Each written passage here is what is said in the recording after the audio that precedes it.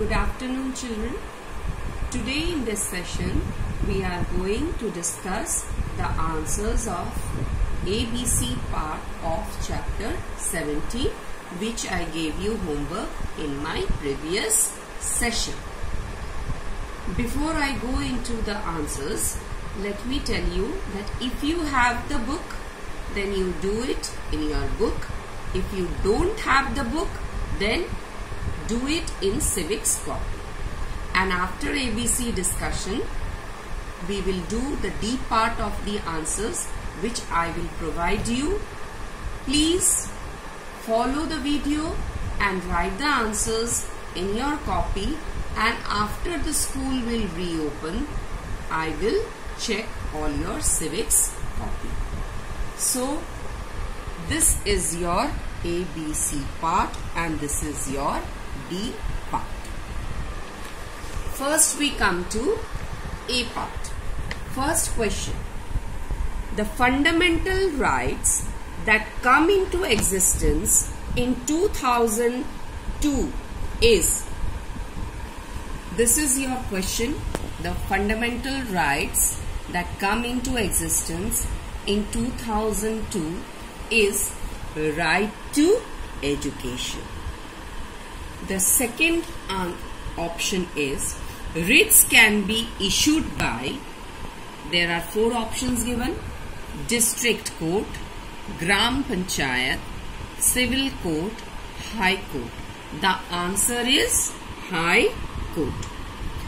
The third question, which of the following statements regarding the fundamental rights is incorrect? Children, when you are solving MCQ questions, please go through the question twice. You should see the options very carefully. A. They are guaranteed to all the citizens of India. One can move to any court of law in case of violation of fundamental rights. They are not absolute, they are justiciable. So regarding fundamental rights, all A, C and D part options are correct. This statement is incorrect. One can move to any court of law. No, you can only move to High Court or Supreme Court. So the answer will be B. Next is, identify the directive principles based on the Gandhian philosophy. Equal pay for equal work for both men and women. This will not be there because it is an economic principle. To organize village panchayats. This is the Gandhian principle. To promote heavy industries. Gandhiji was not in favor of heavy industries. To promote international peace. This is the other principle. So the answer is your to organize village panchayats. Now the last question is, which one of the following promotes secularism? National Commission for Welfare of Women, Environmental Protection Act, Right to Education. These were the different thing not related to secularism. Communal harmony means secularism.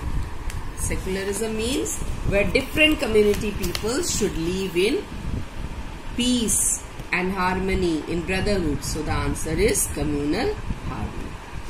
Next we come to fill in the blanks. Fill in the blanks.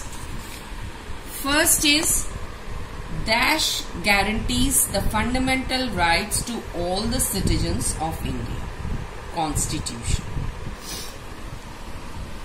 Second is, right to work has been implemented for the rural unemployed under Manrega. That is, I gave you the full form of Manrega. The practice of dash has been abolished to pave the way for social equality. The practice of untouchability. Sikhs are allowed to keep kirpan with them as a religious symbol. Freedom of religion does not mean that there is no check at all on your religious activities. Answer will be religion. Yes. It does not mean that whatever we want to do, we can do. There is some restrictions. As I told you, fundamental rights are not absolute. There are some restrictions on it. Match the following. That is C part. Secularism, 42nd Amendment Act. It was added the word secular in the Indian Constitution. Abolition of untouchability. It is found in right to equality, where this untouchability was abolished. Fundamental duties. Promotes harmony. Quo warranto. This is also one of the writ. We have read 5 writs. This is also one of the writ. Next is directive principles of state policy, non-justiciable. Yes, this is only the big difference between fundamental rights and directive principles, that fundamental rights are justiciable, whereas directive principles are non-justiciable. Now we will come across the short questions, that is questions in brief, where we have to write the answers between 50 to 70 words. Explain the significance of fundamental rights in our day-to-day life. Significance of the fundamental rights. Significance, you can say in other words, importance. Do fundamental rights have some importance in our life? This you have to write. Children, I will tell you one thing more also, that always try to write the answers in points. It will be very helpful for you, because if it is of 3 marks, you have to write 3 points, and the point should be meaningful, to the point. Don't try to write in paragraph. If the answers are possible to write in points, then please try to write in points. This will be, you can say this will help you to score good marks. So, explain the significance. It may come for 2 marks or 3 marks. So, I have given you almost all the answers in points. First, you will write that the fundamental rights are important to us in our day-to-day life by the following points. First point, democracy is meaningless without rights. Democracy is meaningless without rights. In my introduction of this chapter, I told you that where there will be no fundamental rights, democracy will be meaningless. So unless and until the people enjoy these fundamental rights, civil rights, that is political rights, then only our Indian democracy can run smoothly. Second point, rights are guarantees when the things go wrong. If there is any type of violation, or you can say if some wrong things are being done against anyone, so these are the rights by which everything can be rectified. Everything can be done in a smooth way. Next point, it protects the liberties and freedom of the citizens. Fundamental rights is only the source. It protects the liberties and freedom of the citizens. Fourth point is, it also acts as a means to redress the violation of the fundamental rights. If there is any violation, fundamental rights also serve or also act as a means through which we can redress against that violation. As I told you that the last fundamental right is right to constitutional remedies, where you can say it is the soul of all the rights. Why this is called? Because if there is a violation of fundamental right, under this right, constitutional remedies, fundamental rights, it has been provided 5 writs through which we can go if there is any violation of fundamental rights. So through this we can redress our problem. So these are the 4 significance. If it comes for 2 marks, you write 2 points. If it comes for 3 marks, you can. It will not come more than 3 or 4 marks. So I have given you the maximum points here. Next is explain the right to freedom of religion. Article wise I have explained you all the fundamental rights. So this fundamental right deals with Article 19, right to freedom of religion. So here what are those answers? You can write this way also, or you can write from the book. I am also going to show the pages of this book. Right to freedom of religion deals with Article 25 to 28. There are 4 provisions. This is the page of your book. From here also you can write the 4 provisions, right to freedom of religion, or you can write it from here.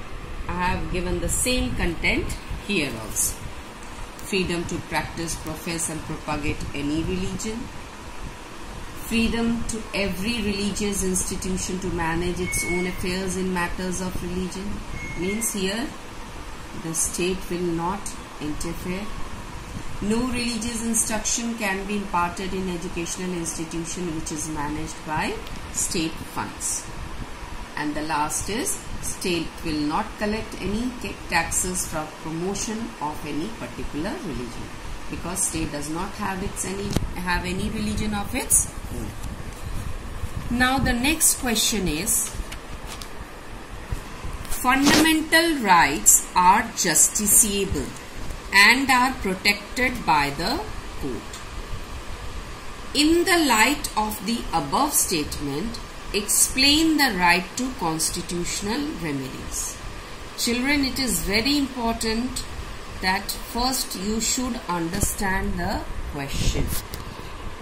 If you don't understand the question, what it is asking you, many times I have seen that children know the answer, but once the question is twisted in a different manner, it becomes difficult for the children to give the answer. So it is very important that you should understand the question very nicely. Fundamental rights are justiciable. I hope so that you have all understood this, because several times I have told that this is only the point where we find the difference between fundamental rights and directive principles. And is protected by the court. Yes, fundamental rights are protected by the court. How? In this book only we have come across the topic, that is right to constitutional remedies. The Constitution of India has enlisted this fundamental right, but has also prescribed remedies against the violation. Means, if there is any case of violation of fundamental rights, under this fundamental right, we have been provided this 5 writs from the Supreme Court and High Court for the restoration of our rights. These 5 writs. So we have to prove this point that it is justiciable and are protected by the code. So I have given here the answer. Fundamental rights are justiciable and are protected by the code. If a citizen feels that his or her fundamental rights are violated, one can move to the court against its violation. It protects the citizens against the misuse of power by the government or some institutions or individuals. So, in simple language, I have given you the answer. I hope so you are understanding. The next question is, mention any 3 directive principles of state policy that has been implemented. So let me go again to this topic, directive principles. When we were discussing about this topic, I told you that there are different guidelines and instructions which have been implemented by the government. Either it has become a fundamental right or has become a law. So here we have to give 3 examples which proves that 3 directive principles which have been implemented. So first is right to education, which has become a fundamental right. Environmental Protection Act and Wildlife Protection Act, this has also become a law. Then the third is National Commission for Welfare of Women has also been established for the welfare of women. This commission has been set up for women. And the fourth example is Manrega, that is Mahatma Gandhi Rural Employment Government Act, which was passed in 2005. So here it is asking you 3 examples, so you should write 3, but you should know 4 examples, because if it is coming for 2 marks, each example will come for half marks. Then you have to write 4 examples. For example, that if it is asking give the examples which has mention any 4 examples of directive principles are there, and if it is of 2 marks, then you have to write all the 4 points. So you write here 3 points, but you should know the 4th one also. Now the next question. Now the next question is, why does the government sometimes make exceptions to help a particular religious community? Justify your answer with examples from recent times. This is also a very important topic where we came across that the government does not strictly follows the policy of non-interference. Sometimes there are some you can say timing that, or you can say sometimes it interferes in the religious matter. Because why they interferes? For the benefit of society, so that peace can be maintained, so that if any such evils are hindering the society or making the society backward, those evils should be abolished. Likewise, I gave you number of examples: wearing and carrying of kirpan and wearing of pagdi by Sikh. Then I also gave you the example of untouchability, which was abolished. I also gave you the example of right of inheritance. So, and apart from that, I also gave you the example of Teen Talaq, to stop the exploitation done against Muslim women. So these are the examples. So let me go through the answer.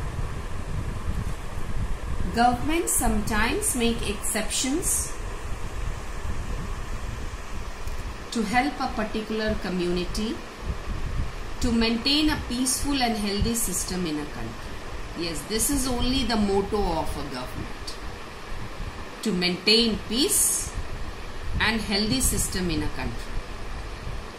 Why? How this healthy system will be maintained? When every religious group will live in peace and harmony, there will be a feeling of brotherhood among different religious people. So these are the examples. First example, wearing and carrying of kirpan are included in Sikh religion, and so they are allowed to do as it respects the religious sentiments in Sikh religion, and they are allowed to do as it respects the religious sentiments. Whose sentiments we are respecting? Sikh religion's sentiment. Next example I have given. Indian Constitution intervened in Hindu religious practices in order to abolish untouchability. Why this untouchability was being abolished? So that the upper caste should not dominate or exploit the lower caste people. To maintain equality, that's why this untouchability was being abolished. So children, these are your examples of D part which I have given you.